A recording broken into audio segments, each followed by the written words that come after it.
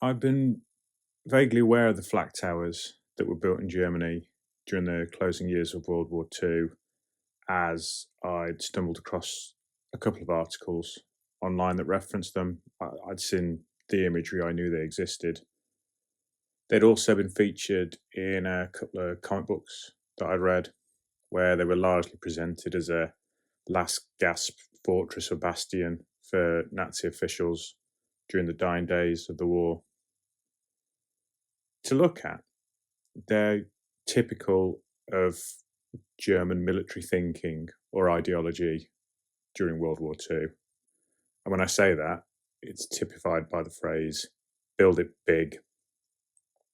The walls of the towers were 11 foot thick in concrete. It's like two humans stood end on end thickness in concrete, which is utterly nuts. And each of the towers, there were several designs, but each design was bristling with heavy artillery on top of it, capable of firing up to 8,000 rounds a minute up into the sky. There were 8 built in total, 3 in Vienna, 2 in Hamburg, and 3 in Berlin. And the trio in Berlin were stationed in a triangular pattern around the city, essentially to create a kill box for incoming bombers. And you had the American bombers come by day and the RAF bombers come by night, and the towers were just there to try and take them out. But they played a dual role.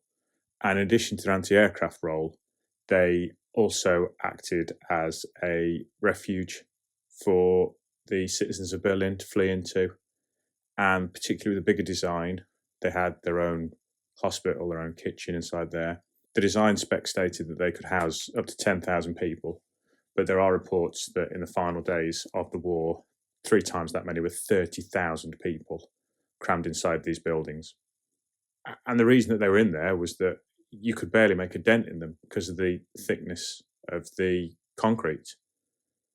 In addition to anti-aircraft duties, particularly with the 3 towers in Berlin, they were managed to depress their guns on top of the advancing Soviet army during the battle for the city. And try as they might, no matter what they threw at it, the Soviets couldn't make a dent in them. And it's believed that just those 3 towers alone delayed the taking of the city for several days, just repeatedly attacking the infantry and tanks that were coming across the bridges into Berlin. After the war, the decision was made to destroy them because they were a very visual and lasting reminder of Adolf Hitler and his legacy. And that was certainly the case for the ones in Berlin, where the British and Americans used ridiculous amounts of explosives to mine the foundations and then clear away what was left. But this wasn't necessarily the case in the other cities. They were just too expensive and too big to get rid of, so they were kept where they were. And probably the best example of this is one of the ones that's in Hamburg, which has been used for various things over the years, but is now a hotel and leisure facility. And I'm led to believe the 3 in Vienna are still there and are used by the authorities there for a combination of wartime storage and also communications mast purposes as well. But they're still there, still a very visual reminder on the landscape of what they were. Our clockwork soldier, who I haven't thought of a name for yet, Dave, I don't know. It's another idea that I'd come up with for a different story. But if you've borne with me this long, you've realised that my 2 biggest features are that I'm tremendously impatient and I have a real tendency to present things out of order and then frantically try and fix them afterwards. So Dave and some other Daves were supposed to feature in another story further down the line. As it is, I brought him in early because I'm a misfit that can't keep to a schedule. In terms of his design, very much take my hat off to Sean, who I'm eternally grateful for this, who I gave a relatively tight design brief but expanded upon it. For me, some of the best monsters you find in sci-fi and horror movies are the ones that don't have facial features, don't have eyes. They're so difficult to relate to and so inhuman that they're terrifying visually. And that's where the lack of facial features comes from. The metal faceplate, that, and a bit of a tribute to Cobra Commander, because I was a massive G.I. Joe fan as a kid and still have the mind of a child. I've since been told that there's nothing massively original about the idea of a clockwork German soldier, in that they feature in Medal of Honor Underground, which I did play but forgotten about, and also in Hellboy. But a little bit like the Stalingrad zombies, which obviously are featured in computer games, I do like to think our boy is still different enough to stand out in the landscape and be discernible. The nasty murdering bugger. We've been going 3 years now. 3 years this month, I think it is. Happy birthday to me. And when I first sat down to start this off, I think I had 15 stories, 12 or 15 stories planned. And literally up to the point of launch, I was 50-50 on whether there's going to be an overarching narrative that they all form part of, or they're all going to be completely standalone with no connections.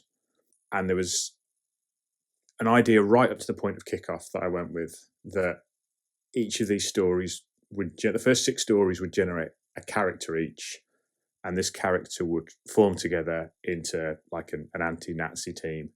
And there'd be an immortal character, essentially, Lucius is the offshoot of that. There would be a werewolf, guess that later, a female lead, a pilot, tick all the boxes.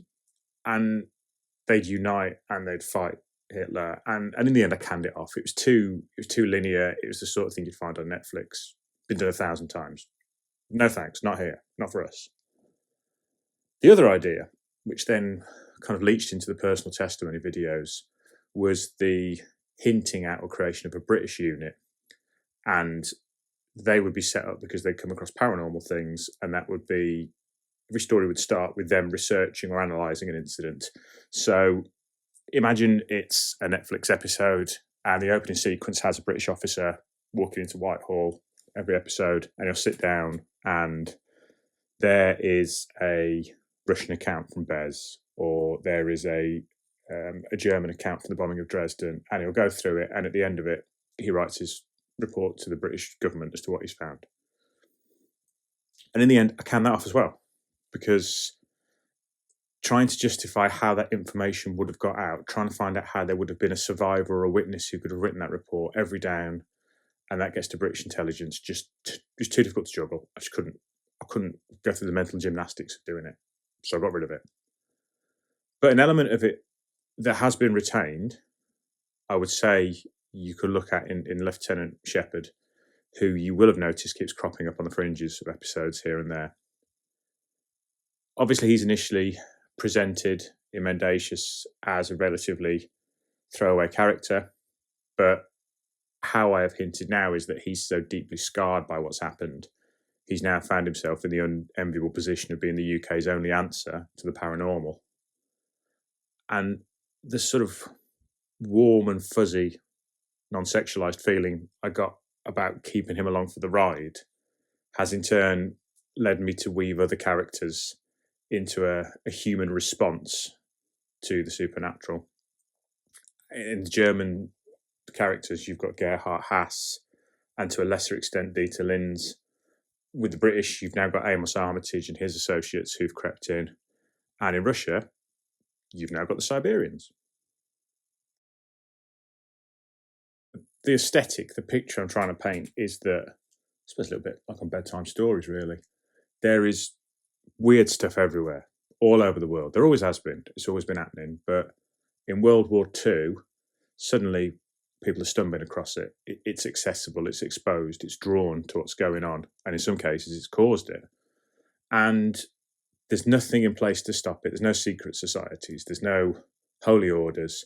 There's just weird stuff happening everywhere. And soldiers keep bumping across it. So as they discover it, each nation starts to unwittingly pull together a response to it. And the Russian response is very much the vindictive and particularly nasty Colonel Sorokin, who is a politician, not a soldier. So in turn now has to turn to the survivors of Stalingrad, Passar and the other Siberians, as his deployable sword arm, only to find himself frustrated again and again by Passar's refusal to play ball. The more eagle-eyed of you probably noticed in the last episode it references to 2 incidents that we haven't been to yet, monsters in Kerch and in Vilnius. We'll definitely be doing Kerch. Vilnius, not sure yet.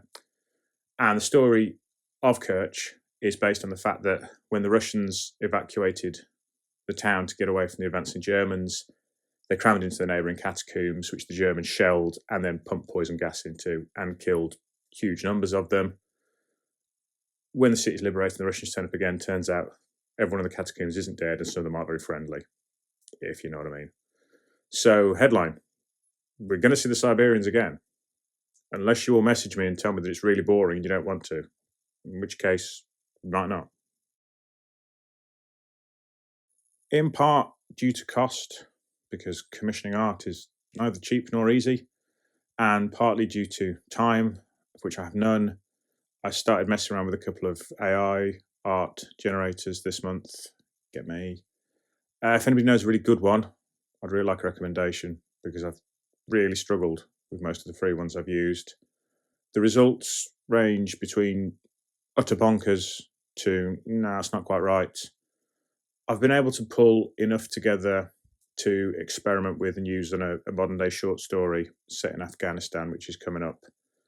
But honestly, at the moment, it's more trouble than it's worth. So if anyone's got any great suggestions or ideas, I am open to them. Anyway, I can't just sit around here all day chatting. I'm halfway through another episode and I need to send Sean a new brief. Can't say too much, but I have asked him to do a little bit of research on Spanish galleons. Read into that what you will. Right? Ta-ta for now.